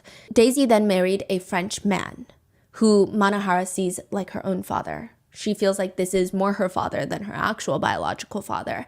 He's French. Now, she allegedly allowed her adopted daughter, so Manohara's adoptive sister, to be essayed by her husband. By The the wording is Frenchman. strange because the situation is strange. Because what do you mean she allowed? Second of all, she has an adopted daughter. Let me clarify. Daisy's French husband told the French court that Daisy forced him to undress and caress Daisy's adopted daughter. It's very unclear if this is her adopted daughter. Court records refer to her as the adopted daughter, but it's kind of question mark. This is a young girl that Daisy took in, and it is said that she was supposed to be a housekeeper for Daisy, kind of like a live-in helper, right, of sorts. But Daisy slowly started treating her like her own daughter, and maybe, potentially, has even legally adopted her. But this is not a pure adoption of Daisy sees a girl and she's like, oh, I want her to be my daughter. I feel a bond with her. I feel connected with her. I want her to be another child of mine. It's not like that. It seems like she kind of started as a housekeeper, maybe was adopted for other reasons, legal reasons. And Daisy claims she was treating her like one of her own. The adopted daughter says, no, she wasn't. She was treating me like a servant that was on call 24/7. Wow. Regardless, Daisy's husband tells the French court, no, Daisy would force me to undress and caress the adopted daughter every single night. And every day it Force would you is just crazy. escalate from there until, of course, it went all the way. Force you is crazy. You are a grown man. And you have this, I mean, I'm sorry, but that lady doesn't look like she's higher than 5'5", 5'4". And you have this little lady telling you, did you put a gun on your motherfucking head? I don't think so. I mean, unless you would have said so if she did. I didn't hear anything about you having your life being threatened. She forced me to rape this girl. Shut the fuck up, bitch. You're a pedophile. Like, come on. Give me a fucking break. Is he in jail? Because if he's not in jail, but she's the one who has to go in jail. But it's France after all. It's not like we should be surprised. And if nobody, he said that he was scared of Daisy, his own wife, because if nobody did as Daisy told them to do, she would get very upset. And as evidence of that, he claims that Daisy would chop off the adoptive daughter's hair if she didn't listen to her as punishment. Okay. So you were he forced went to ahead rape and her? essayed her. Yeah. And he got What? like a few months in prison. What? And Daisy, she fled to Indonesia before the trial. France. She was He raped a young girl and he got a few months in jail. France. France. That's all I have to say. Fucking crazy ass country, bro. Actually fucking insane. sentenced to 18 months in prison in absentia. France and Indonesia do not appear to have an extradition treaty, meaning she is in Indonesia as a technical fugitive, which of course makes Daisy look bad. But Daisy disagrees. She says she's actually been ready to return to France to challenge the court's judgment. She is just nervous that the justice system is corrupt. She states all these allegations brought upon by the adopted daughter are false, fake. She says that she brought the adopted daughter to France to stay with her and her husband. This is when the adopted daughter was like 15 and she lived with her for a few years. She was supposed to be there as like a housekeeper, but Daisy treated her way better than that. This is what Daisy's saying. Daisy's like, look at these pictures. Look at the pictures of my two biological daughters and the adopted daughter. They're all wearing the same expensive scarves. I treat them all the same. I was the nicest, kindest person to her. I even offered to pay for her schooling in France and she declined. She declined.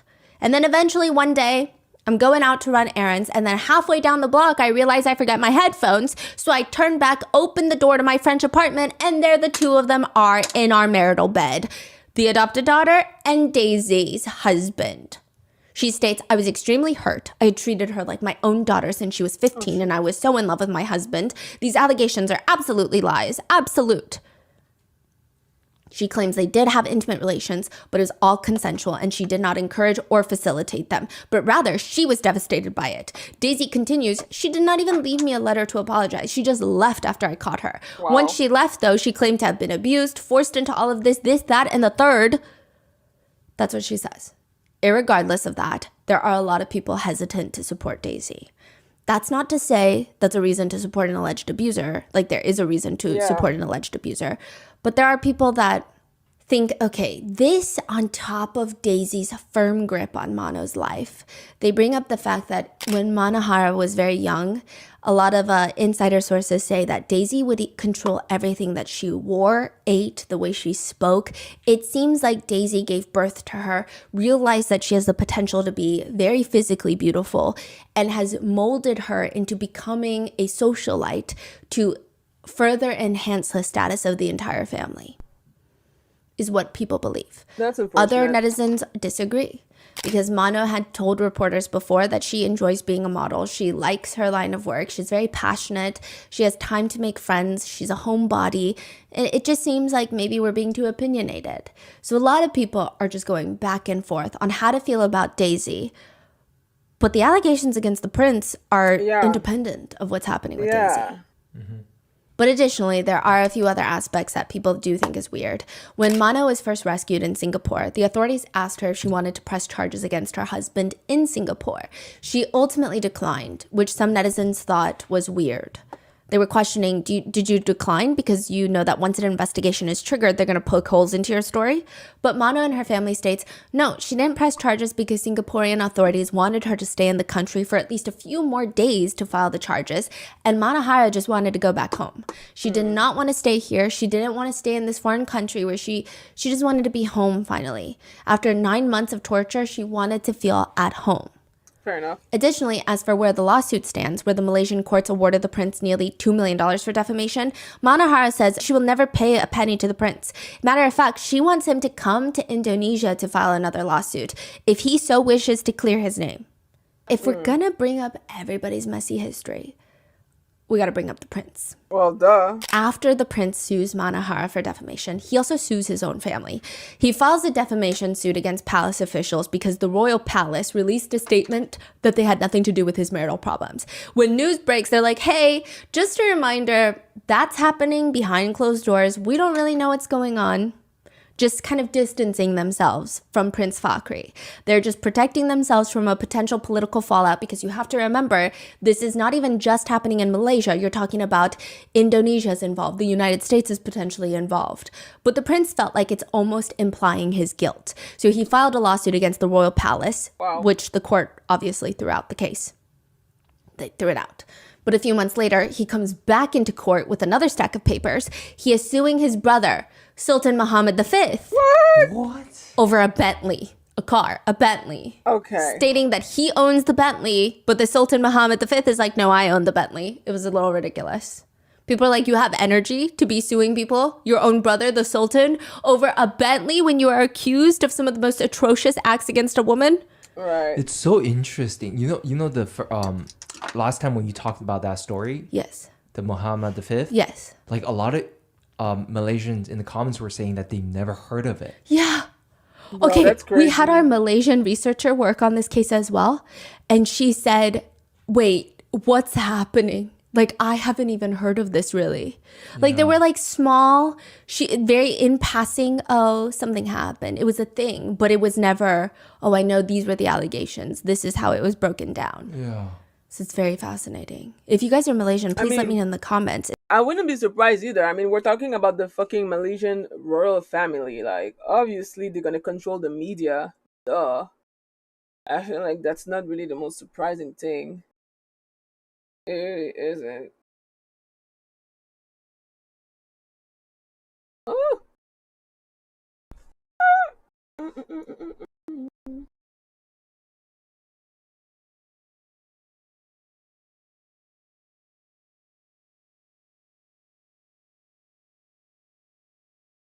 Is there something that we missed or miscommunicated or mistranslated?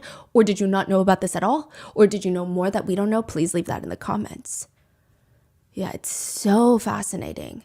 A few days after that, one of the prince's other brothers removes him from the Council of Succession, which oversees the succession of the throne. Prince Fakhri took him to court to be restored to the council. There's a lot of messiness going on. And Manohara just tells the authorities, look, he's not like a husband. He did all of this abuse to me with such ease. I was only a toy to him. I could never think a normal man could do such things. I've been treated like an animal. I'm like his property, and I was in his room, and whenever he wanted to play with me, he would just go into the room and play with me like I'm some sort of object. He told me, matter of fact, once, you are my property. She says she's not going to let this get to her, though. She says, look, it's happened. I believe that everything happens for a reason, and that has shaped me to be who I am today. When I see people needing help, and having been in a position where I desperately needed help as much as I can, I will help. Mano is now trying to focus on her career, her charity work. Prior to getting married, she was heavily vested in various causes. It's only gotten stronger since the divorce. As for Daisy, she says, I just didn't see the signs. I thought he was charming.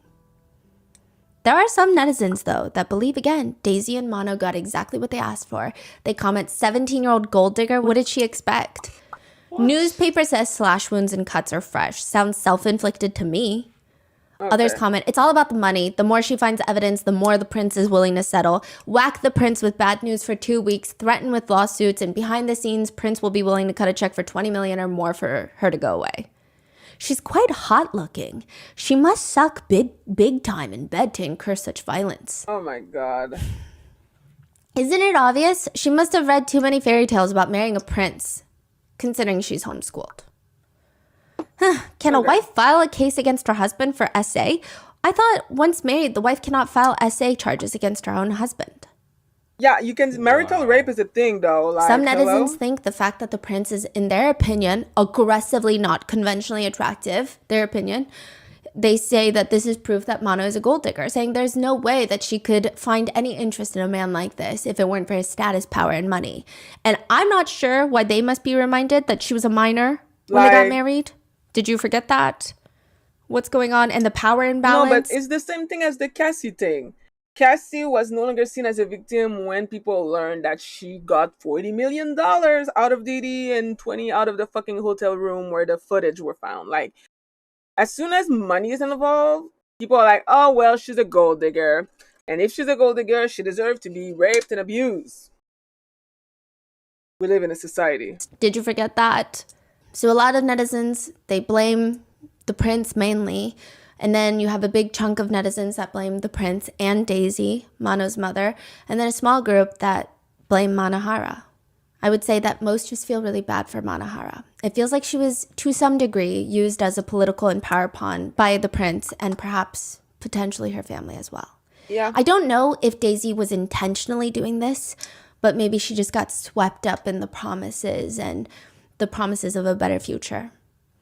Manohara is now in her 30s, focusing on things that she wants to do. She's been involved in a lot of activism, and it's just been interesting to see how little our Malaysian researcher knew about this case prior to deep diving in. It's very fascinating, and also even internationally. I feel like this is normally something that would make international headlines for a while. I feel like even in the US, we would hear about it to some degree, right? Yeah. It seems like the only place that has had heavy coverage on this case is in Indonesia.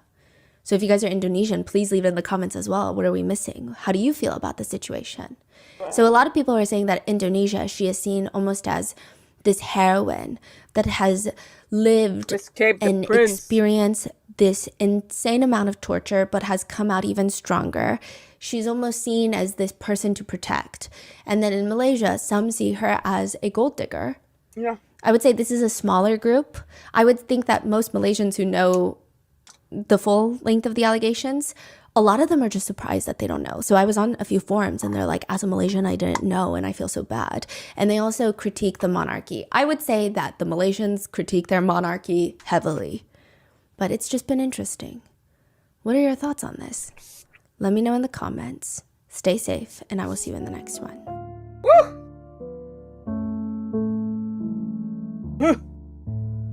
All right. Oh my God. I finished my makeup and the video ends.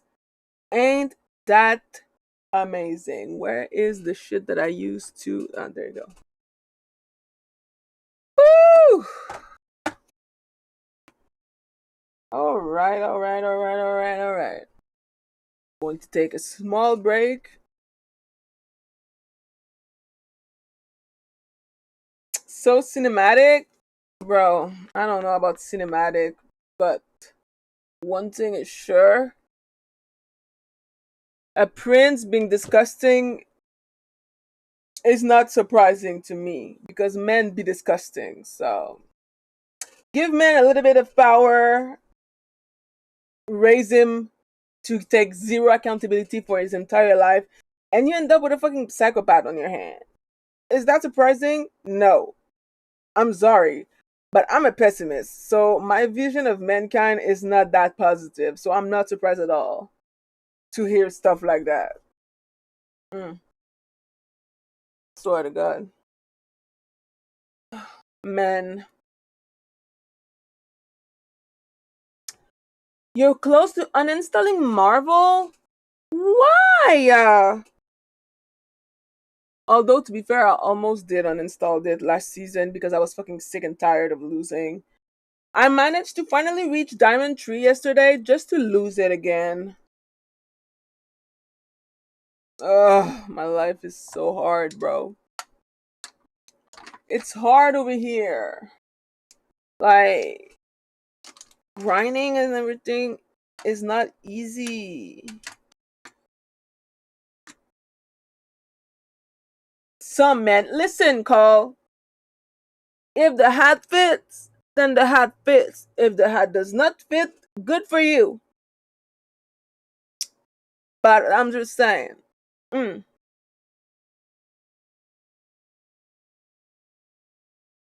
Loss after loss after loss after loss, no matter what I do, no matter the heals I give, we just lose. Yo. The fact that it's happening to you, I mean, I know that I kind of changed the way I play Marvel Rival lately because I want to avoid the situation where I feel like no matter what I do, it's fucked. Because so you can like loser queue is a thing. Loser queue is a thing. And it's a thing that I don't want to have to fucking go through all the damn time. So, like, yeah, you gotta either you do like a reset, like I call it. You know, you get out of competition and you do some conquest or quick play, or you just stop playing after like two or three losses in a row. You gotta stop playing. It's over. You stop playing and you come back the next day because if you stay, it's not gonna good. It's not good. Like the game will. Oh, that person keeps losing, but they're not out of. They're not stop. They don't stop to play. So it doesn't matter if I put them in a good team or a bad team.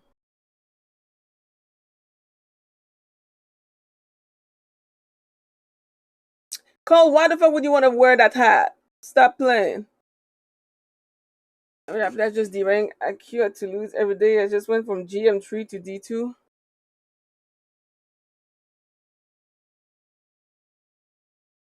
Um, that's rough. That's really rough. So I do understand your pain. That being said, though, um,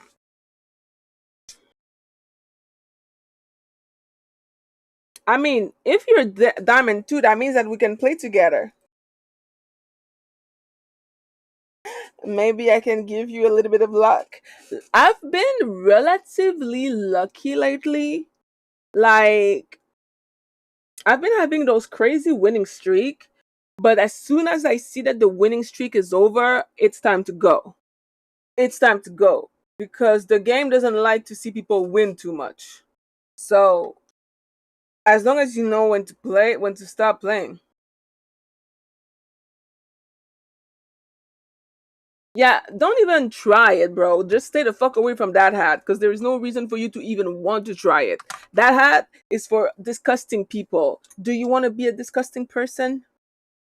Why would you want to be a disgusting person? That's what I want to know.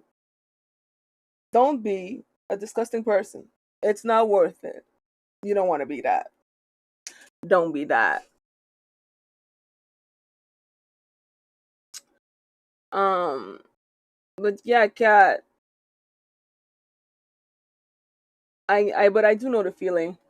I've had some bad time in this game, and yeah. Call. It's not about setting me off. It's about just being a good person. Don't make jokes about wanting to be a disgusting person. Damn, is that well blended?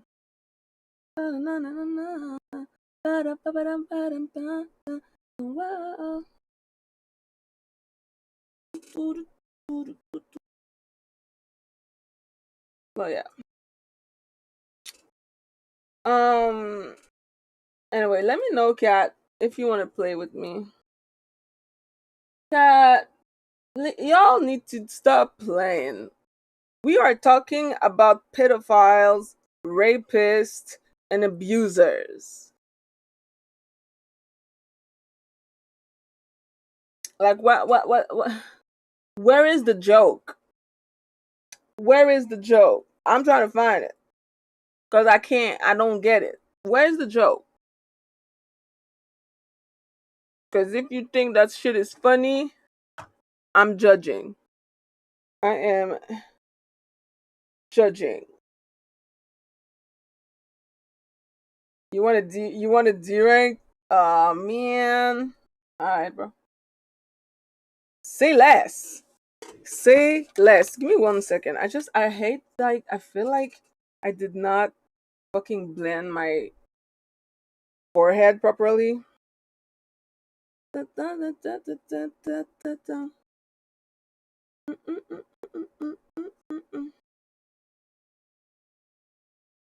No, I guess there's nothing I can do about it. Too bad.